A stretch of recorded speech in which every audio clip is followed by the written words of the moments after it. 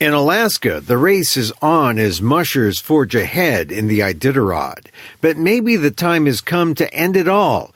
Once a symbol of humanity, the race is now notorious for being a brutal display of animal cruelty.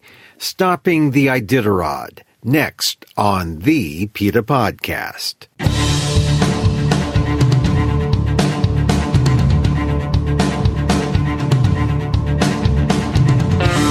Welcome to the PETA Podcast.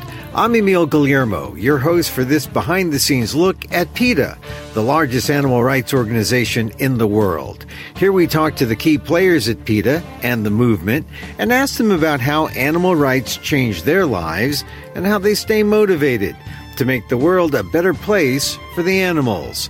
On today's episode, more than 150 dogs have died in the modern history of the Iditarod.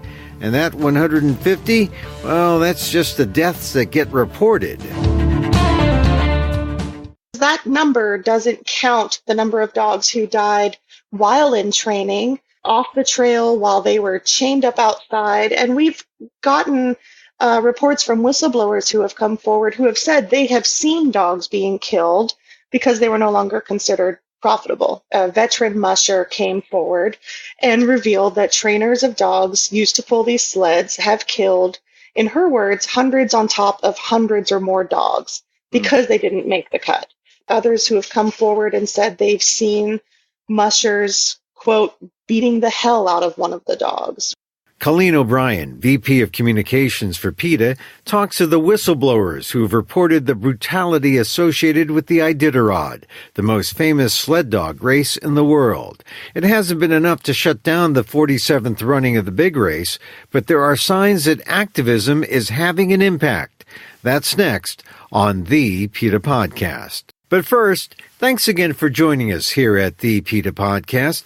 This is episode 58 in our second season of shows. Please share a link with friends. Let them know the animals have a voice on the PETA Podcast. This is about dog racing, this particular episode, but PETA is making an impact in another area of animal exploitation. Horse racing. After a 21st horse died at California's Santa Anita racetrack since December of last year, it was PETA's horse racing department that convinced track management to consider the animal's plight and shut down the track until further notice. We'll have a special extra PETA podcast on horse racing coming up. In the meantime, if you've just found us, welcome, and keep binging. There's lots to listen to on the PETA Podcast. Still wondering about your Canada Goose jacket? You can ditch it and stay warm and vegan. Listen to episode 44. And for more on animal testing, listen how scientists have turned it into their own welfare system in episode 11. Remember, if you're on Apple Podcasts, don't forget to rate and review the show. It helps the algorithm know that PETA has a podcast on the issues important to you. There's also a link to a survey in our show notes. If you're so inclined, please fill it out. We'd love to hear your feedback. Now, if you really want to help the animals, you can always hit the Donate Now button at PETA.org. And if you're high-tech and have Amazon's Alexa, it's as easy as saying, Alexa, donate to PETA. And now to our episode. The Iditarod is a 1,000-mile race over mountains, frozen rivers, and icy coastal terrain. Historically, it was a race to get medicine to faraway areas. But in the last 47 years, it's become all about the mushing and the money. But since PETA's been actively protesting, the prize money has dwindled to about $250,000 less than it was in 2017. Sponsors are pulling out. The 52 teams entered in the race is the smallest in 2 decades. There's a sense that activists could be close to winning for the dog's sake. Here's my conversation with PETA's Colleen O'Brien on the PETA Podcast. So let's talk about this, Colleen, because you're the Iditarod expert, and we talked last year about the Iditarod. The race is taking place right now in Alaska. Take us through the basics again about briefly about what the race is all about. Sure. Well, the Iditarod, as you said, it started on Saturday, and it's a race in Alaska in which mushers compete for prize money by forcing teams of dogs to run up to 100 miles a day for about 10 days or more through freezing cold, snowstorms, treacherous ice, sub-zero temperatures. And winning the Iditarod is really just about bragging rights and a cash prize for the mushers. But for the dogs, it's a grueling race that leads to their paws being worn down, bloody. They become desperately sick with infections. Many pull muscles, incur stress fractures. And actually, the number one cause of dog deaths in the Iditarod is them choking on their own vomit. So it's a grueling, nasty race for these dogs. Let me just go over that one thing you said, that it's just about bragging rights for the mushers. And by the mushers, you mean the humans, right? That's right. The human mushers on the teams, it's really interesting. These are people who they sleep while these dogs are being forced to pull their sleds. And it's bragging rights for them, but for the dogs, it's deadly. Don't the dogs, if they win, don't they become heralded as a champion? And don't they become special legends, of their own as dog champions? Right. Well, those are things that mean nothing to dogs. These dogs who are forced to run, they're no different from the dogs we share our homes with. So what they want and what they need is loving homes, to be indoors. When these dogs aren't running, they're chained up outside like old bicycles through all weather extremes. They run in circle out of complete boredom. Bragging rights mean nothing to these dogs. What they need are loving homes. But don't the dogs get training for this? I mean, if you talk to the mushers, they'll say that this is a big deal for the dogs because they live for this. This is their life. They want to be the champion. No? Isn't that how it works? No, absolutely not. I mean, we know that, yes, there's training involved, but no dog would choose to run 100 miles a day for up to 10 days until their paws are so bloody and worn out and they are desperately sick. And these dogs know that they need to keep running or else they will be hit, they will be beaten. We've had whistleblowers come forward and tell us they have witnessed these beatings. But don't they get a break, drive them into the ground? I mean, that would be counterproductive for the mushers. Don't they give these dogs a break and have they switch teams of dogs? Well, the mushers start out with around 14 dogs, and they must finish with at least 5. We know that last year, 350 dogs were pulled out of the race, likely because of exhaustion, illness, injuries. And one of them, a dog named Blonde, died from choking on his own vomit, which, as I mentioned, is the leading cause of death for these dogs. Because what, they're so exhausted and nauseated, or what happened? They're overexerted. It causes fatigue and exhaustion. It suppresses their immune system. It makes them susceptible to viral or bacterial pneumonia. I mean, they are just stressed beyond the point of being able to recover from this. We've seen that dogs develop bloody diarrhea and dehydrating and vomiting, and the vomit is inhaled. It's likely due to an inflammation or an infection in their lungs. Now, you said 150 have died throughout the history of the race? Yes, but those are just the dogs whose deaths are reported. So there could be more. Absolutely, because that number doesn't count the number of dogs who died while in training, off the trail while they were chained up outside. And we've gotten reports from whistleblowers who have come forward who have said they have seen dogs being killed because they were no longer considered profitable. But don't the mushers have a whole slew of dogs waiting to take the place of other dogs? So, I mean, they're racers. They have, their members, they have their team ready. And when, it's sort of like it's a kind of Darwinian thing, but sort of, that's what makes them maybe slightly inured to the cruelty. They have their dogs ready at the ready. What's wrong with that attitude or that that kind of outlook on the race? I think that outlook is sort of the ultimate kind of con job that racers try to pull over on the public. Yes, these dogs are forced to run, but they are no different from the dogs we share our homes with. Yeah. And like last year, there was one dog who died, but there were 5 who were connected to the race, or at least that's what reports say. So, and you're saying that there are all these dogs who may go unreported. Their deaths go unreported. You know, last year, actually, a veteran musher came forward and revealed that trainers of dogs used to pull these sleds have killed, in her words, hundreds on top of hundreds or more dogs because they didn't make the cut. We've had others who have come forward and said they've seen mushers, quote, beating the hell out of one of the dogs. We've gotten reports from another whistleblower who said there was a dog who she was concerned about. The dog wasn't eating, was dehydrated, and appeared to have abdominal pain. And instead of taking this dog to the vet, giving this dog veterinary care, she watched the musher put the dog in his truck and drive out into the woods and come back without him. And we know that the race is taking this kind of stuff seriously. I mean, there's a rule change that's being put into effect this year that if you have a dog who dies, then the musher has to be removed.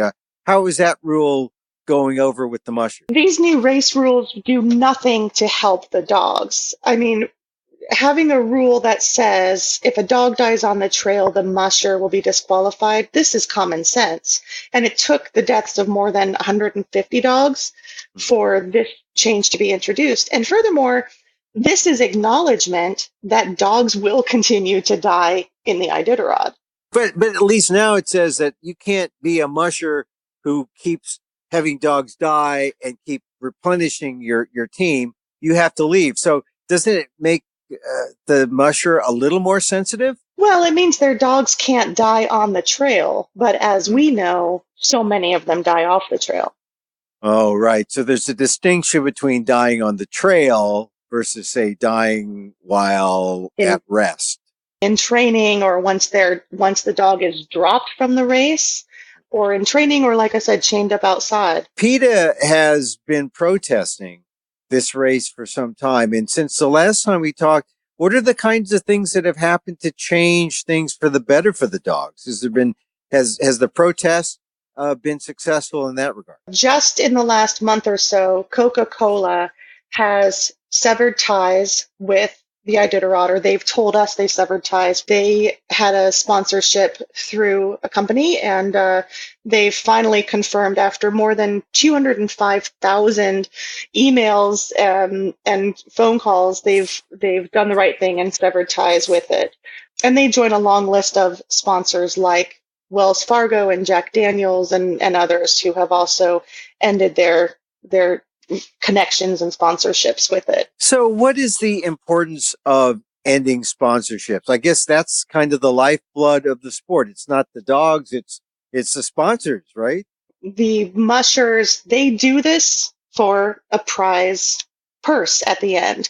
And as sponsorships decline, so does that purse.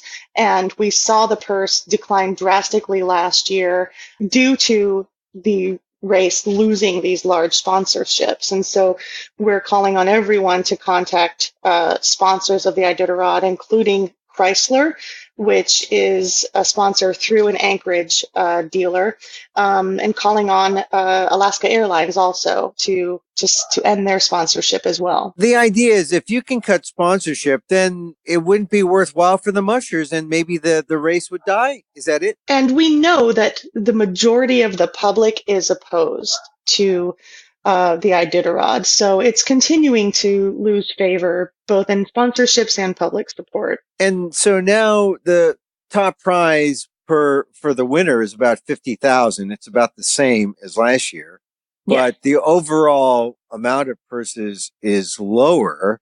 What company should the pressure be on specifically? Are there high dollar amount sponsors that you're really targeting? Yeah, PETA's calling on everyone to contact Alaska Airlines, which is a sponsor of the Iditarod, as well as Chrysler, which is connected through a sponsorship from an Anchorage dealer.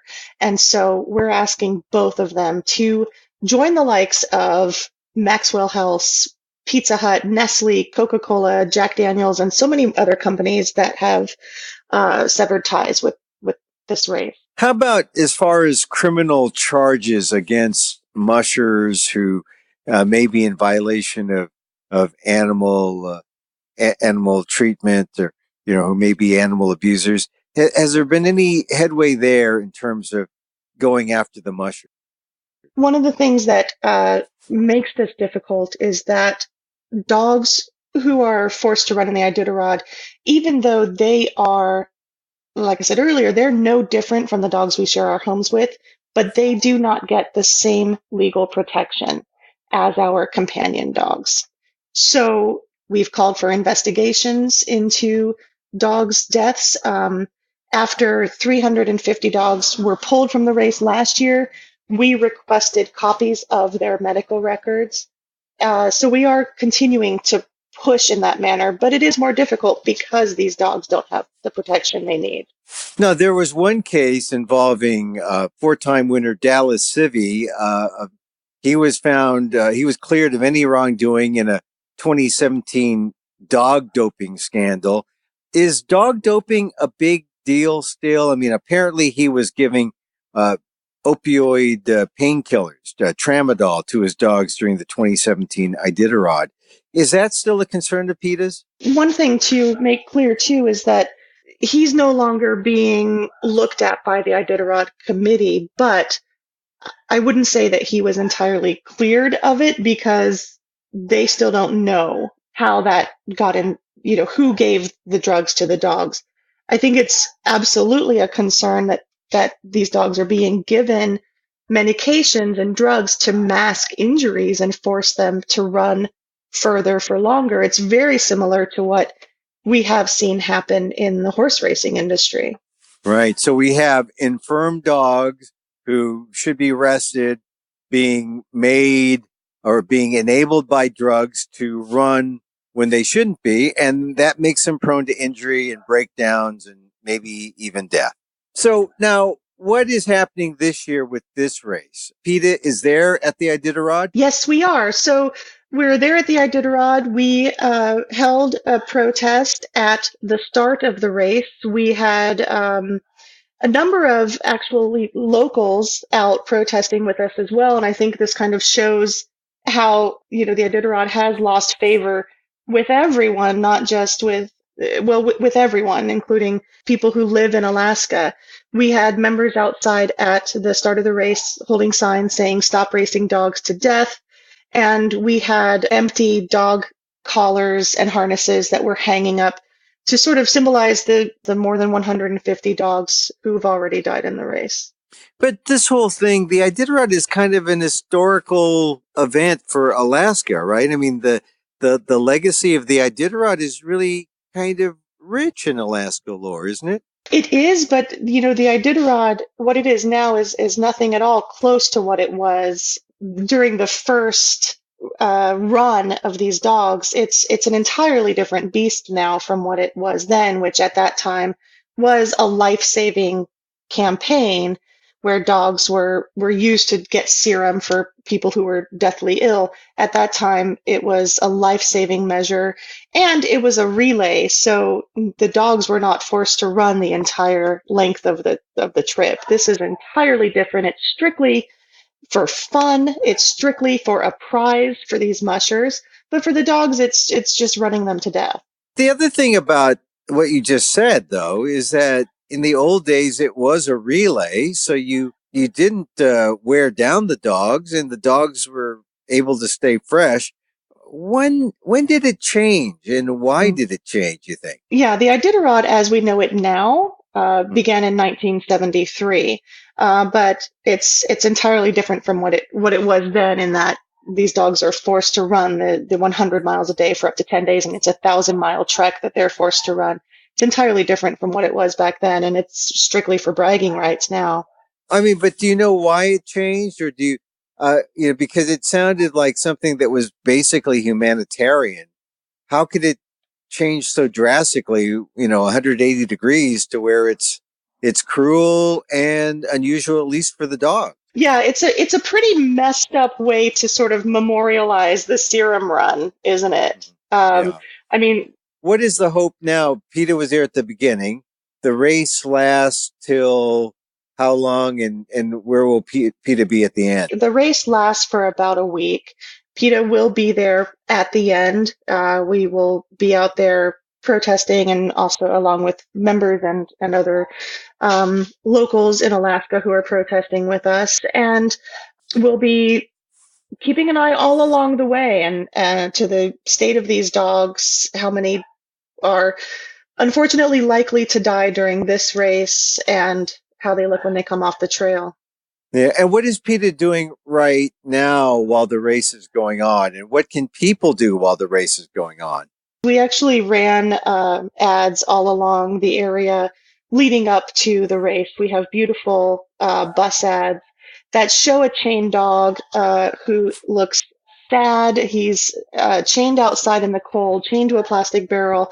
He looks frail, and it's an actual photo taken from a musher's lot. It's an actual photo of one of these dogs chained up outside. We're running those ads around the area, and we call on everyone to help us by never supporting sled dog operations. First of all, whether you're on vacation and you want to go for a sled dog ride, just please don't do it, because it's all inherently cruel. Please don't support the Iditarod. Tell everyone you know how these dogs suffer in this race and other races like the Yukon Quest, which is a similar dog sled race, and contact companies like Chrysler and Alaska Airlines and ask them to sever ties with the Iditarod to end their sponsorship. Now, Colleen, do dogs survive multiple tries at the Iditarod? So do you have some veteran dogs who just ultimately grind down, or are they taken out of circulation and then allowed to rest and retire and go to a home? Or what happens to veteran dogs? No, it's a great question. There are dogs who have run more than one race.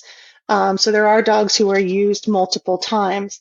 There is no rule or standard in place for dogs being retired or rehomed after races. So unfortunately, there is no one looking out for these dogs after they've raced and are no longer able to race again. I mean, because one can imagine that if you've been put through this grueling type of race, you might be okay one time, but if you do it repeatedly, it's got to take its toll, and you may not see something during the race or after the race immediately, but soon after you might see something. These dogs are likely to develop arthritis, and as you said, just running this race one time is enough to break down so many dogs. Imagine being pushed through that multiple times. But there's no standard in place and no rule that says these dogs have to be, retired and sent to loving homes after.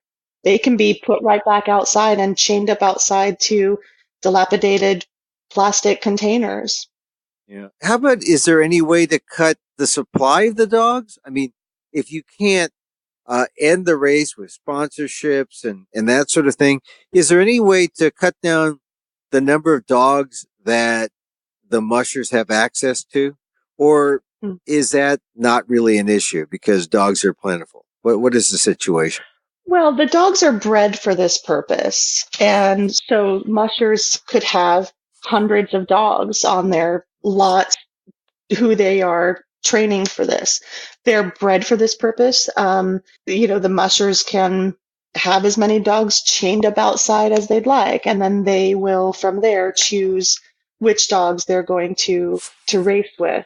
So unfortunately, there just isn't a body overseeing the welfare of these animals, because at the end of the day, this is not done for the dogs. This is done with the dogs, and The dogs are used as a money-making tool. And we see, of course, that whenever an animal is used as a money-making tool, it's inevitably the animal that loses out.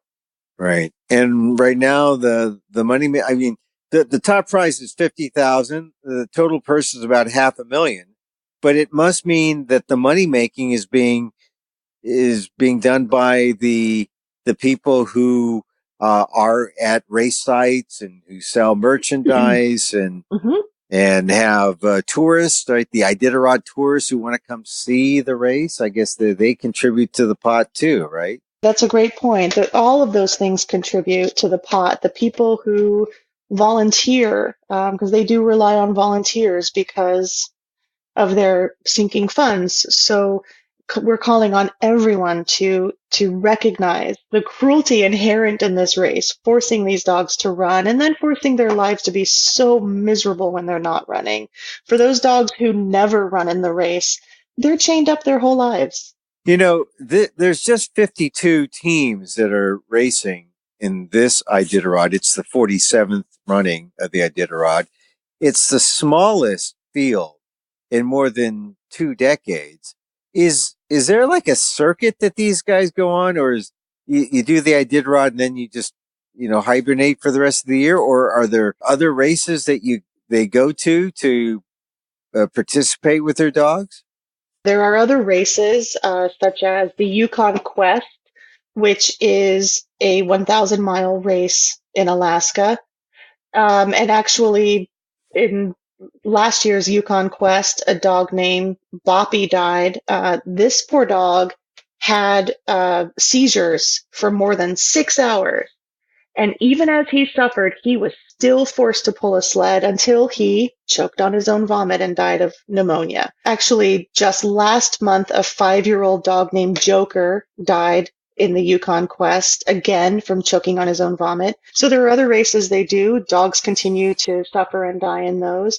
They also write books. And, interestingly, we read 2 books written by Dallas Seavey and Mitch Seavey. And the Seaveys are kind of considered Iditarod royalty. And we actually have a feature on PETA.org. You can go to PETA.org and read excerpts from these books where they talk about withholding food from the dogs in order to make them super hungry and eat quickly while on the trail. They talk about beating these dogs. They talk about hitting the dogs and doing so you don't get caught. It's pretty eye-opening. And these are in books that they wrote on how to be a musher, how to run the Iditarod. Right. And so they kind of further romanticize this whole idea. Oh, we are the great outdoorsmen who are also great torturers of dogs, really. And they say very clearly in their books, these are not pets. They're very open about how these animals are treated. And it's so normal, it's so normal to the practice of dog racing that, to them writing these books, this is just how it is. After seeing the start, and this is the 47th year, are you getting a sense that PETA has turned a corner, that maybe people are beginning to see the cruelty, or is this a much longer fight still? We're definitely seeing that the majority of people, and more every year, are opposed to sled dog racing and races like the Iditarod. More and more people, even from inside the mushing community, are coming forward to talk about the abuse that they're witnessing and dogs being killed. More and more, we're seeing sponsors who are pulling their support of the race. So the mushers are really clinging to this, but it's going to go the way of Ringling Brothers and other abusive animal enterprises. And really, there's no need for this race to end. They just need to leave the dogs out of it.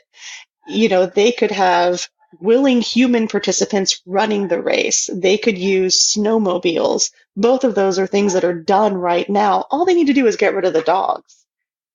All right. Colleen O'Brien, thank you very much for your time. And people can check out as the race goes on. There'll be updates on PETA.org, right? We will keep everyone updated. Yes. All right. Colleen, thank you for being part of the PETA podcast. Thank you so much.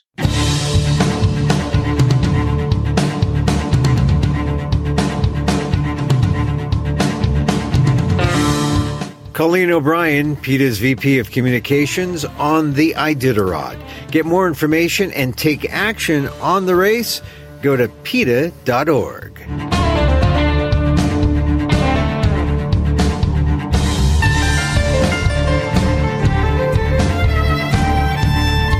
And that's our program. You can contact us at PETA.org.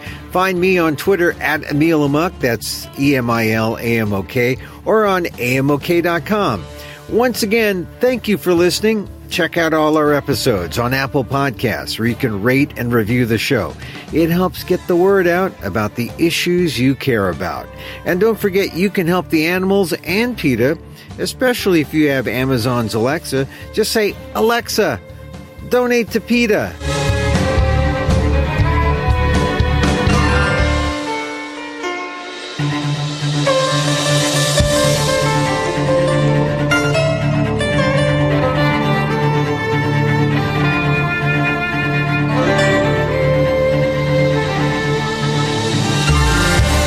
Our music is provided by CarbonWorks. Check them out on YouTube. And thanks for listening. Join us again next time for more insight into animal rights and the fight for a cruelty-free world on the PETA Podcast. I'm Emil Guillermo.